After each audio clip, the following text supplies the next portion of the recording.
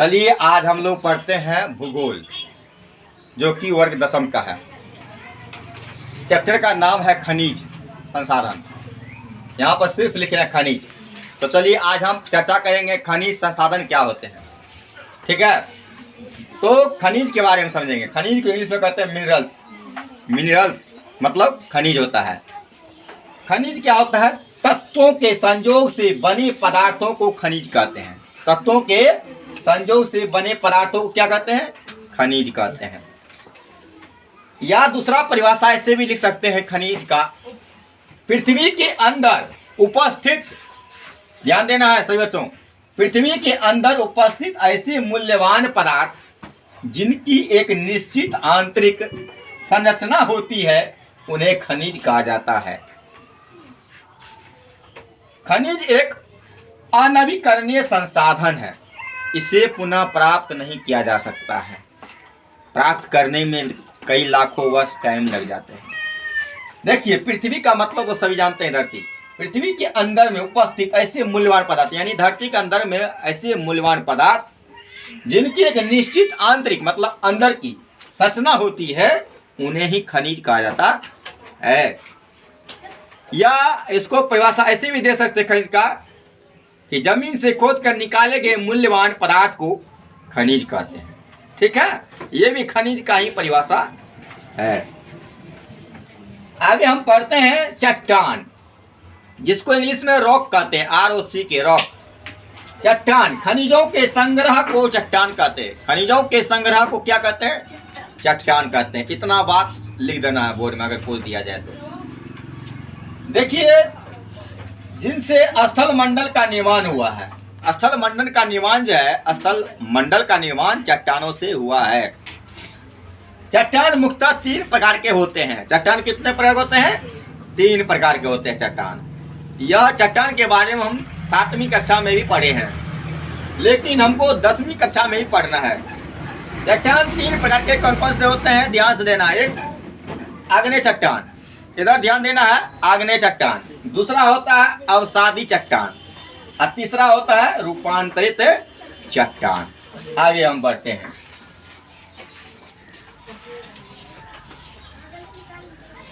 तो हम इससे पहले पढ़ चुके हैं खनिज क्या है, चट्टान क्या है। आगे हम बढ़ते हैं। खनिज को 2 भागों में बांटा गया है सामान्यतः। एक धात्विक खनिज, दूसरा अधात्विक खनिज। इस पर भी हम चर्चा कर लेते हैं।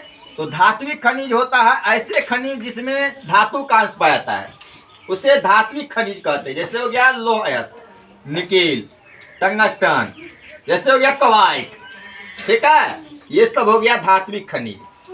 सोना चांदी ये भी धात्विक खनिज के अंतर्गत ही आते हैं। ठीक है, आगे बढ़ते अधात्विक खनिज। अधात्विक खनिज का मतलब होता है ऐसा खनिज जिसमें धातु का अंश नहीं रहता है। जैसे शीशा में धातु है नहीं, कोयला, चूना पत्थर, अवरक, जिप्स, जितना भी हम उदाहरण दिए यह अधात्विक खनिज का उदाहरण है। अब हम आगे बढ़ते हैं। धात्विक खनिज यहाँ पर लिख दी है परिभाषा, ऐसे खनिज जिनमें धातु की प्राप्ति संभव हो, या जिनसे होगा यहाँ पर, जिनसे धातु की प्राप्ति संभव हो, उसे धात्विक खनिज कहा जाता है। ठीक है, जैसे में हो जाएगा लोह अयस्क, मैग्नीज, कोबाल्ट, यही सब एग्जांपल में लिख देना है। इसका गुण, धात्विक खनिज का गुण होता है, तो इसका खासियत क्या है? धात्विक खनिज आघात वर्धन्य एवं तन्य होते हैं। धात्विक खनिज का जो गुण होता है वो आघात वर्धन्य होता है। पीट पाट कर चादर ही बनाया जाता है, इसी गुण को आघात वर्धन्य कहते हैं। और तन्य भी होता है, इसको तान भी सकते हैं। धात्विक खनिज का यह गुण है। धात्विक खनिज का यह गुण है, पहला गुण है। दूसरा गुण है ये विद्युत एवं उष्मा के सुचालक होते हैं। धात्विक खनिज जो होते हैं विद्युत एवं उष्मा के सुचालक होते हैं। सुचालक और कुचालक के बारे में समझ लेते हैं। सुचालक जो होता है जिसमें करंट जाता हो, उसे सुचालक कहते हैं। जैसे तांबा हो गया सुचालक तार, तांबा का तार। लोहा जिसमें करंट जाना चाहिए, एल्युमिनियम। अब कुचालक हो गया जिसमें करंट नहीं जाता हो, विद्युत धारा प्रवाहित नहीं होता हो। लकड़ी में जाएगा करंट? नहीं, इसीलिए कुचालक हो गया। आगे चलिए, ईंट पत्थर ये सब हो गया। वही ग्रेफाइट ले लीजिए तो सुचालक हो जाएगा, उसमें करंट चला जाता है। अब जानते हैं कि ग्रेफाइट कहाँ मिलता है? तो पेंसिल के नोक में, है ना। जब पेंसिल को छिलेंगे तो ग्रेफाइट निकलेगा, नोक वाला होता है जिससे लिखते हैं हम। आगे चलिए, ये खनिज चमकीले होते हैं। धात्विक खनिज जो होते हैं वह चमकीले होते हैं।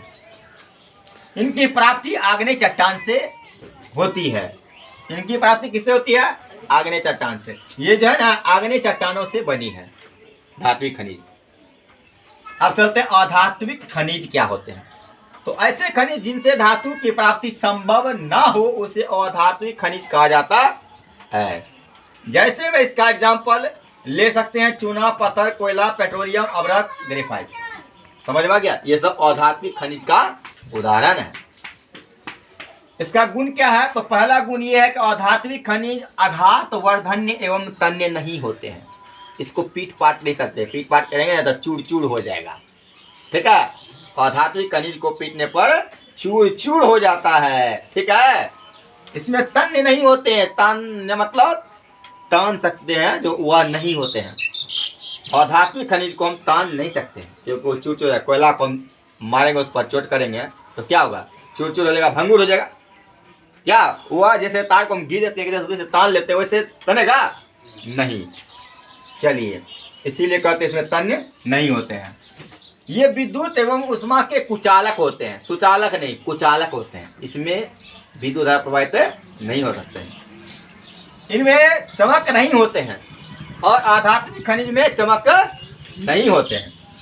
ये अवसादी चट्टान से बना होता है। अवसादी का ही दूसरा नाम है परतदार चट्टान। क्या नाम है? परतदार चट्टान, जो कि ज्योग्राफी में लिखा है परतदार चट्टान, लेकिन हम लिखा है अवसादी चट्टान। ठीक है, दोनों की बात है। एग्जाम्पल में लिखे हैं चूना, पत्थर, कोयला, पेट्रोलियम, अभ्रक। ये सब हो गया अधात्विक खनिज का उदाहरण। समझ में आ गया? आगे बढ़िए।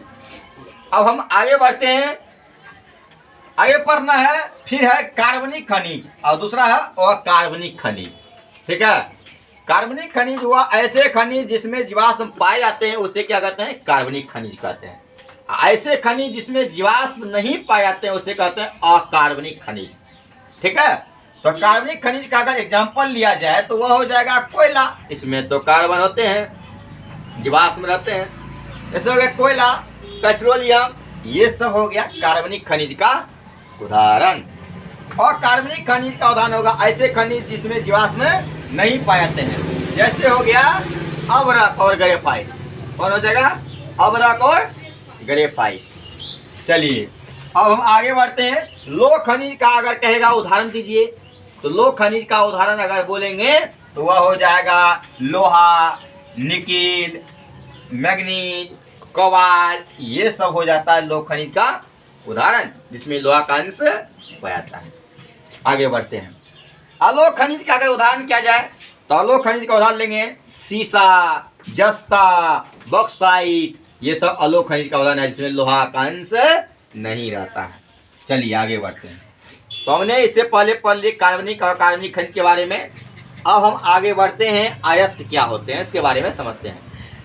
अयस्क क्या है? ऐसे खनिज जिनसे धातुओं को सुगमता पूर्वक एवं कम खर्च पर प्राप्त किया जा सके उसे अयस्क कहते हैं। कहने का मतलब ये हुआ कि अयस्क जो होता है ऐसे खनिज जिनसे धातु सुगमता पूर्वक मतलब आसानी से कम खर्च पर, ज्यादा खर्च पर नहीं, कम खर्च पर अगर प्राप्त किया जाए तो उसे क्या कहते हैं? अयस्क कहते हैं। ठीक है, और ध्यान देना है आगे ध्यान क्या देना है? सभी अयस्क खनिज होते हैं जबकि सभी खनिज अयस्क नहीं होते हैं। इस पर भी फोकस करना चाहिए। पूछेगा क्या सभी खनिज अयस्क होते हैं? तो सभी खनिज अयस्क नहीं होते हैं। सभी अयस्क खनिज होते हैं लेकिन सभी खनिज अयस्क नहीं होते हैं। ये भी बात ध्यान रखना। देखिए, अब हम आगे पढ़ेंगे लोहे के 4 अयस्क। तो अयस्क किसे कहते हैं ये भी हम पढ़ दिए, अयस्क के बारे में भी समझ गए। अब हम आगे बढ़ते हैं। अयस्क में लोहे, मान लीजिए लोहे के 4 अयस्क ले हैं। लोहे के 4 अयस्क कौन कौन होगा? तो एक होगा हेमेटाइट, दूसरा होगा मैग्नेटाइट, तीसरा होगा लिमोनाइट, चौथा होगा सीडेराइट।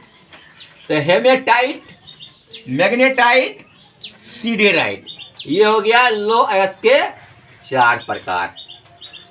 आगे हम पढ़ते हैं एल्युमिनियम का अयस्क पूछा जाएगा तो वह हो गया बॉक्साइट।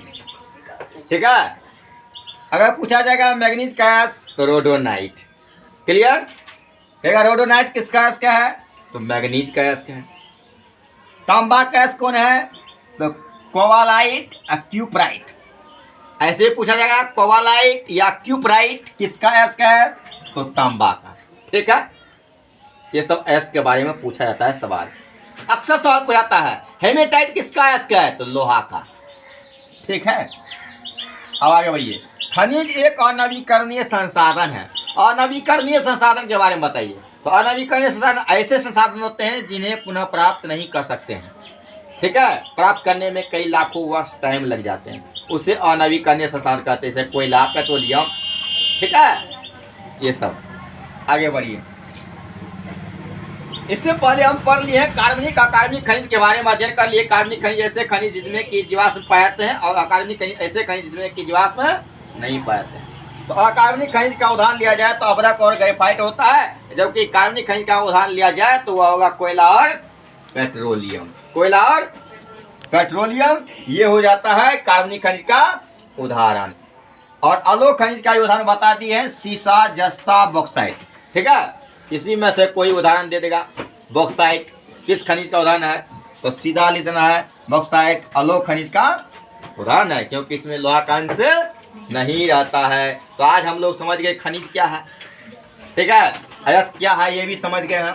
कैसे खनिज जिनसे धातुओं को सुगमता पूर्वक एवं कम खर्च पर प्राप्त किया जा सके उसे अयस्क कहते हैं। ठीक है। लोहा खनिज है, लेकिन उसके जो अयस्क है वो है हेमेटाइट। ठीक है। हेमेटाइट अयस्क है, बल्कि लोहा खनिज है। ठीक है। इस सब पर भी ध्यान देना चाहिए। आज यहीं पर हम चैप्टर को खत्म करते हैं। जय हिंद, जय भारत।